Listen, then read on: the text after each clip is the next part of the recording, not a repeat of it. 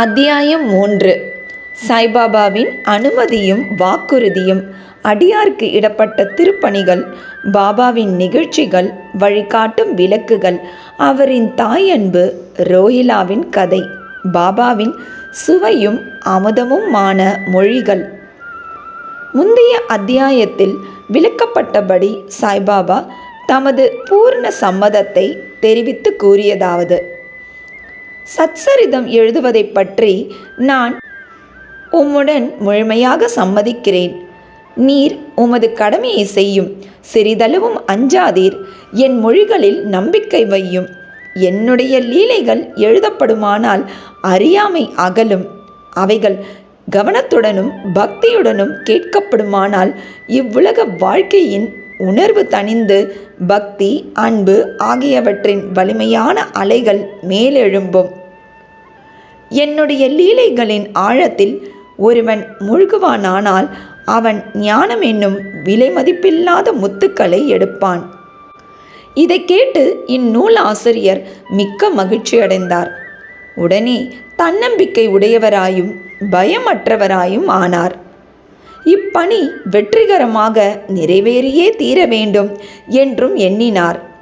பிறகு ஷாமாவிடம் மாதவ்ராவ் தேஷ்பாண்டே திரும்பி பாபா கூறியதாவது: ஒருவன் என் நாமத்தை அன்புடன் உச்சரிப்பானாகில் நான் அவனுடைய ஆசைகளை பூர்த்தி செய்து அவனுடைய பக்தியை அதிகப்படுத்துவேன். என் வாழ்க்கையையும் செயல்களையும் ஊக்கமுடன் இசையாக பாடுவானாயில் அவனுக்கு முன்னும் பின்னும் எல்லா திக்குகளிலும் சூழ்ந்திருப்பேன்.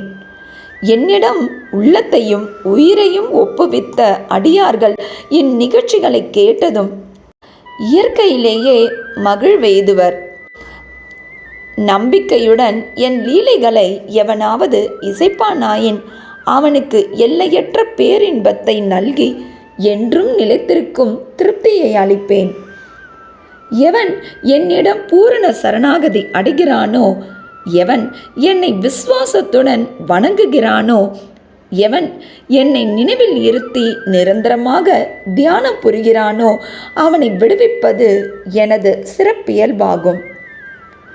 என் நாமத்தை உச்சரிப்பவர், என்னை வணங்குபவர், எனது வாழ்க்கை நிகழ்ச்சிகளை பற்றி எண்ணி இவ்வாறாக என்னை நினைவில் இருத்தி இருப்பவர்கள் எங்கனம் உலகப் பொருட்கள், உணர்ச்சிகள் இவைகளில் கவனமுள்ளவர்களாக இருக்க முடியும்?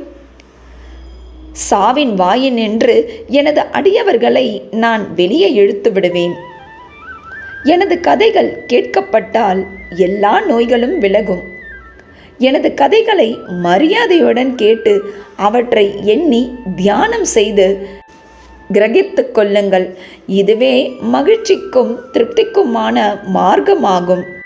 என் அடியவர்களின் பெருமையும் அகம்பாவமும் அற்றுவிடும்.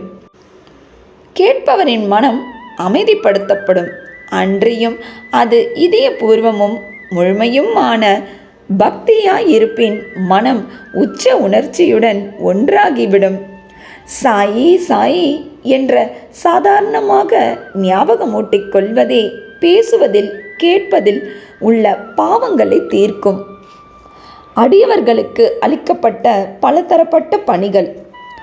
ஆண்டவர் வெவ்வேறு பணிகளை வெவ்வேறு அடியவர்களிடம் ஒப்புவிக்கிறார்.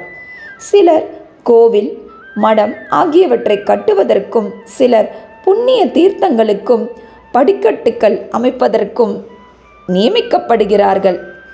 சிலர் ஆண்டவன் புகழை பாட நியமிக்கப்படுகிறார்கள். சிலர் க்ஷேத்ராடன யாத்திரைக்கு அனுப்பப்படுகிறார்கள். ஆனாலும் எனக்கு சச்சரிதம் எழுதும் வேலை ஒப்படைக்கப்பட்டது. எல்லாம் சிறிது தெரிந்து ஒன்றும் முழுமையாக தெரியாதவனைப் போன்ற நான் இப்பணிக்கு கொஞ்சமும் தகுதியுடையவன் அல்லன். பின்னர் ஏன் அத்தகைய கடினமான வேலையை மேற்கொள்ள வேண்டும்? எவரே சாய்பாபாவின் உண்மை வரலாற்றை எடுத்தேம்ப முடியும்? சாய்பாபாவின் அருள் ஒன்று மட்டுமே இக்கடின வேலையை நிறைவேற்ற ஊக்கமளிக்க முடியும். எனவே நான் எனது பேனாவை கையில் எடுத்தபோது சாய்பாபா எனது அகங்காரத்தை அகற்றிவிட்டு அவரே தமது நிகழ்ச்சிகளை எல்லாம் வரையலானார். ஆதலின் இந்நிகழ்ச்சிகளை எல்லாம் விவரிப்பதன் பெருமை அவரையே அடைகிறது, என்னை அல்ல.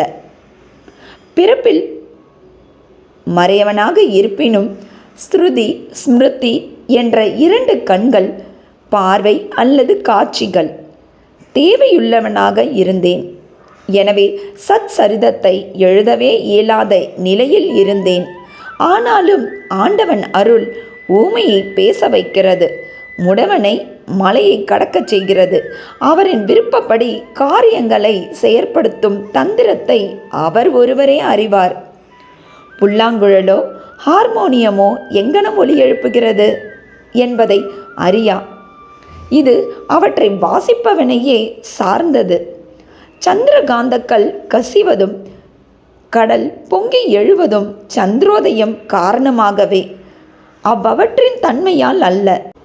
கலங்கரை விளக்கமாக பாபாவின் கதைகள், படகுக்காரர்கள், பாறைகள், அபாயங்கள் ஆகியவற்றிலிருந்து விலகி பத்திரமாக பயணம் செய்வதற்காக கடலின் பல்வேறு இடங்களில் கலங்கரை விளக்கம் கட்டப்படுகிறது. சம்சாரம் என்னும் சாகரத்தில் சாய்பாபாவின் கதைகள் அத்தகைய பயனை நல்குகின்றன. அவைகள் அமிர்தத்துக்கு சுவையூட்டுகின்றன. நமது உலக பாதையை மிருதுவாகவும் கடப்பதற்கு எளியதாகவும் ஆக்குகின்றன. ஞானிகளின் கதைகள் ஆசிர்வதிக்கப்பட்டவைகள். நமது செவிகளின் வழியாக உள்ளத்தினுள் புகும்போது சரீராபிமானம் அல்லது அகங்காரம், துவைத்த உணர்ச்சி ஆகியவை மறைகின்றன. நம் உள்ளத்தில் அவைகள் தேக்கப்படுமானால் சந்தேகம் பறந்தோடும். சரீரத்தின் பெருமை உணர்ச்சி கீழே இறங்கும். ஏராளமாக விவேகம் சேகரிக்கப்படும். பாபாவின் தூய புகழை விவரிப்பதும் அதையே அன்புடன் கேட்பதும் அடியாரின் பாவங்களை அழிக்கும். கிருத யுகத்தின் ஆன்மீக பயிற்சியானது சமதமா, அதாவது உள்ளம், உடல் இவற்றின் தனித்தன்மை. திரேதா யுகத்திற்கு தியாகம், துவாபர யுகத்திற்கு வழிபாடு, கலியுகத்திற்கு இறைவனின் புகழையும் நாமத்தையும் இசையாக பாடுவதாகும். கடைசி பயிற்சியானது 4 வர்ணத்தை சேர்ந்த எல்லாருக்கும் உரியதாகும். மற்றைய பயிற்சிகளான யோகம், தியாகம், தியானம், தாரணை அதாவது ஒருமுகப்படுத்துதல் ஆகியவை பழகுவதற்கு மிகவும் கடினமானவை. இறைவனது சாய்பாபா புகழை செவிமடுப்பது மிகவும் எளியதாகும். நாம் நமது கவனத்தை அவைகள் மீது திருப்ப மாத்திரமே வேண்டும். கதைகளை கேட்பதும் கீர்த்தனையாக பாடுவதும் புலனுணர்வு பொருட்கள் மீதுள்ள உறவை நீக்கி அடியவர்களை பற்றறுத்தவர்களாக்கி முடிவில் ஆன்ம உணர்வுக்கு வழிநடத்தி செல்லும். இக்குறிக்கோளையே கருத்திற்கொண்டு சாய்பாபா சத் சரிதாமிருதா என்னும் அவரது கதைகளை எழுத செய்தார் அல்லது உதவி செய்தார். அடியவர்கள் இப்போது இக்கதைகளை எளிதாக படிக்கவோ கேட்கவோ செய்யலாம். அங்கனம் செய்யும் போது அவரை தியானம் செய்க. சாய்பாபாவின் தாயன்பு. தன் இளங்கன்றை பசு எங்கனம் நேசிக்கிறது என்பதை யாவரும் அறிவர். அதன் மடி எப்போதும் நிறைந்திருக்கிறது. கன்று பால் வேண்டி மடியை முட்டும் போது தடையின்றி பால் பெருக்கெடுக்கின்றது. அங்கனமே தாயாரும் தக்க தருணத்தில் தன் குழந்தையின் பசி அறிந்து முளை அமுது தந்து ஊட்டுகிறாள். அதற்கு ஆடை அழகுற அணிவிப்பதிலும் சிறப்புற சிங்காரிப்பதிலும் முக்கிய கவனம் செலுத்துகிறாள். குழந்தை எதை பற்றியும் அறிவதும் இல்லை, கவலையுறுவதும் இல்லை. ஆயின் தன் குழந்தை நன்றாக உடை உடுத்தப்பட்டு அலங்கரிக்கப்பட்டிருப்பதை கண்ணுறும் தாயின் மகிழ்ச்சிக்கு ஓர் எல்லை இல்லை. தாயன்பு விசித்திரமானது, அசாதாரணமானது, பற்றில்லாதது, இணையில்லாதது. தமது அடியவர்களிடம் சத்குருவும் இத்தகைய தாயன்பு காண்பிக்கிறார்கள். இத்தகைய அன்பே சாய்பாபா என்னிடம் கொண்டிருந்தது. அதை பற்றிய நிகழ்ச்சி கீழ்வருமாறு. நான் அரசாங்க வேலையிலிருந்து 1916ஆம் ஆண்டில் ஓய்வு பெற்றேன்.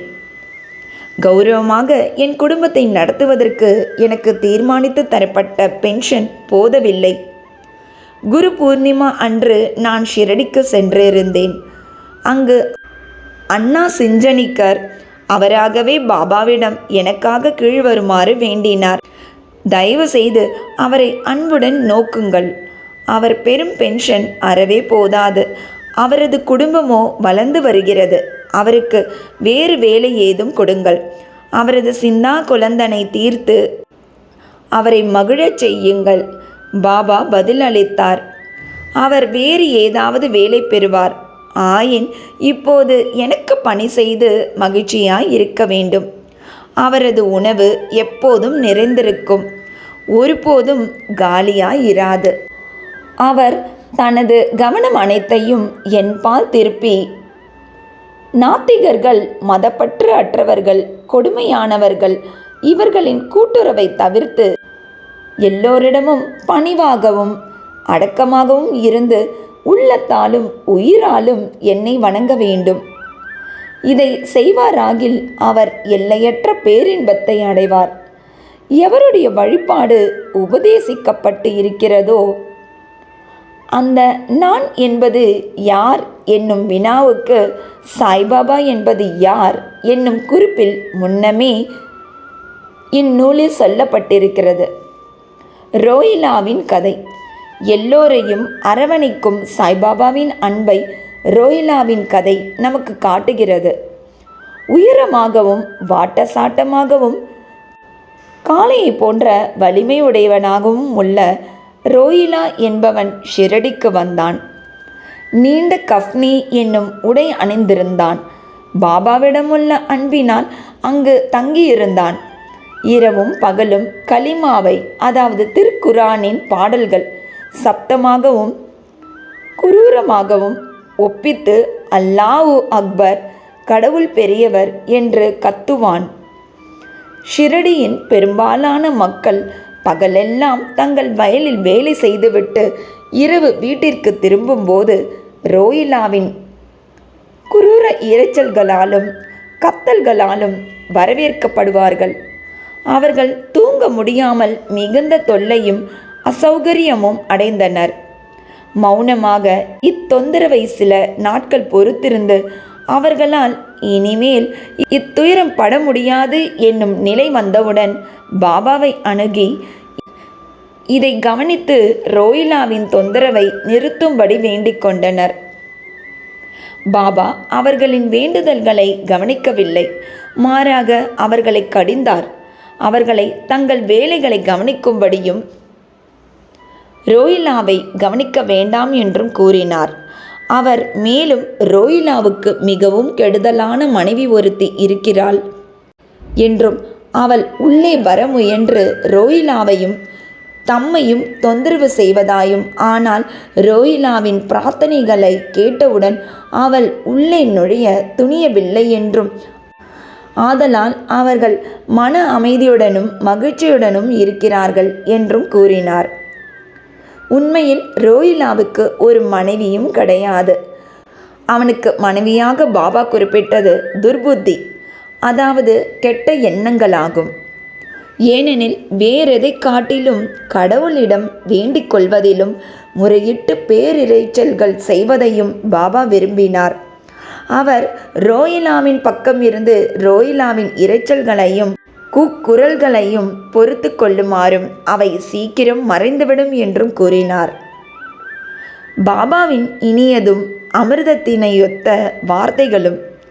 ஒரு நாள் மத்தியானம் ஆரத்தி முடிந்த பிறகு அடியார்கள் தங்கள் இருப்பிடங்களுக்கு திரும்பிக் கொண்டிருந்தார்கள்.